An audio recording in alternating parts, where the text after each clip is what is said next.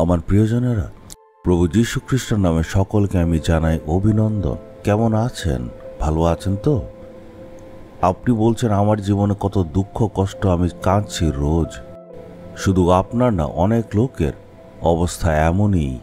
কাঁদে না এমন কেউই নেই, কিন্তু খুব কম সংখ্যক লোকেরা আছে যাদের চোখের জলের উপত্যকা দিয়ে যেতে হয়।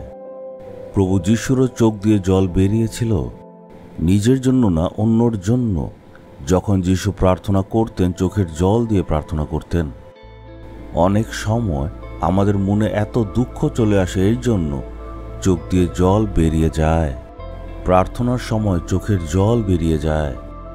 অনেকে রাত্রিবেলা কাঁদে, তাদের চোখের জল দিয়ে বালিশ ভিজে যায়, কিন্তু ওরা কাউকে বলে না। নিজের স্বামীকে বা স্ত্রীকে বলতে পারে না, কোনো মানুষকে ওরা বলতে পারে না। একা একা সব কষ্ট সহ্য করে, বিছানার মধ্যে শুয়ে শুয়ে তাদের চোখের জল বের হয়। অনেক লোকেদের জীবনে কাজের জায়গায় চোখের জল বেরিয়ে যায়। অনেকে রান্না করার সময় চোখের জল বেরিয়ে যায়, কিন্তু ওরা কখনো অন্যদেরকে এই কথা জানাবে না, কারণ তারা নিজেদের দুঃখের কথা অন্যদের জানাতে চায় না।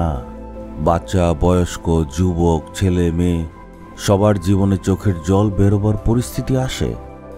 এই চোখের জলগুলো কোথায় যায়? যদি আপনি শুধু নিজে নিজে একা একা বসে কাঁদেন, তখন এই চোখের জল সম্পূর্ণ ব্যর্থ হবে।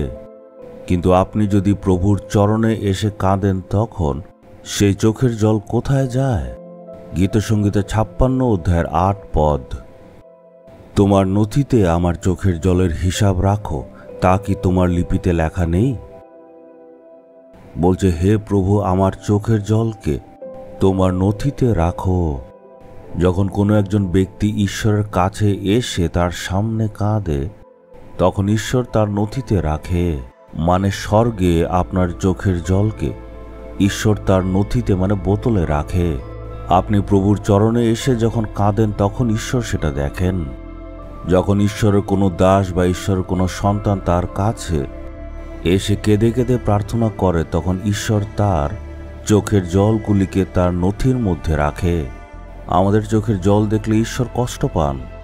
যোহন লিখিত সুসমাচারের 11 অধ্যায়ে যখন লাসার মারা গিয়েছিল, তখন তার বোনেরা কাঁদছিল, সেটা দেখে যিশুও কাঁদতে লাগলেন। সেই সময় যিশুর চোখ দিয়েও জল বেরিয়েছিল। যিশু তো আগের থেকেই জানতো যে লাসারকে সে আবার পুনরুত্থিত করবেন, আশ্চর্য কাজ করবেন। তারপরেও যখন সে বোনেরা কাঁদছিল, সেগুলি দেখে যিশুও নিজেকে আটকাতে পারল না। তিনিও সেই বোনেদের সাথে কাঁদলেন। প্রভু যিশু আমাদের দুঃখ কষ্ট জানেন, আর সেই অনুসারে উনিও কাঁদেন। মানুষের চোখের জল যখন যিশু দেখেন, তখন তিনি অলৌকিক কাজ করে দেন। আপনি কি আজ কাঁদছেন? হয়তো চোখের জল বেরোচ্ছে না, কিন্তু মনে মনে আপনি দুঃখে আছেন, মনে মনে আপনি কাঁদছেন। ঈশ্বর বলছেন, আমার ছেলে আর আমার মেয়ে, আমি তোমার সকল চোখের জলকে জড়ো করে আমার নথির মধ্যে রেখেছি। তুমি আর কাঁদবে না, কারণ তোমার চোখের জল মুছে দেওয়ার জন্য আজকে আমি অলৌকিক কাজ করব। মার্থা আর মরিয়ম কাঁদছিল, তাদের দুঃখ দূর করতে যিশু অলৌকিক কাজ করলেন। লাসার মারা গেছে, 4 দিন হয়েছে, সেটা দেখার সত্ত্বেও চোখের জলকে দেখে যিশু আশ্চর্য কাজ করলেন। আপনি কি আজ কাঁদছেন? আপনার জীবনেও ঈশ্বর অলৌকিক কাজ করবেন। আপনার চোখের জলের উত্তর প্রভু নিশ্চয় দেবেন। আপনার চোখের জলকে ঈশ্বর রেখেছেন, তাই উত্তর তিনি দেবেনই। হে পিতা, আমাদের চোখের জলকে আপনি জড়ো করে রেখেছেন, আর উত্তর আমাদের দেন। আপনার চরণের সামনে আমি চোখের জল নিয়ে এসেছি প্রভু।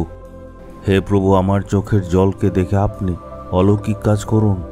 আজকে যেই ভাই আর যেই বোন এই ভিডিওটা দেখছে, তাদের চোখের জলকে আপনি দেখুন, আর আপনি অলৌকিক কাজ করুন। আজকেই আপনি আশ্চর্য কাজ করুন। এই প্রার্থনা যিশুর নামে আমি চাইলাম। Amen, amen.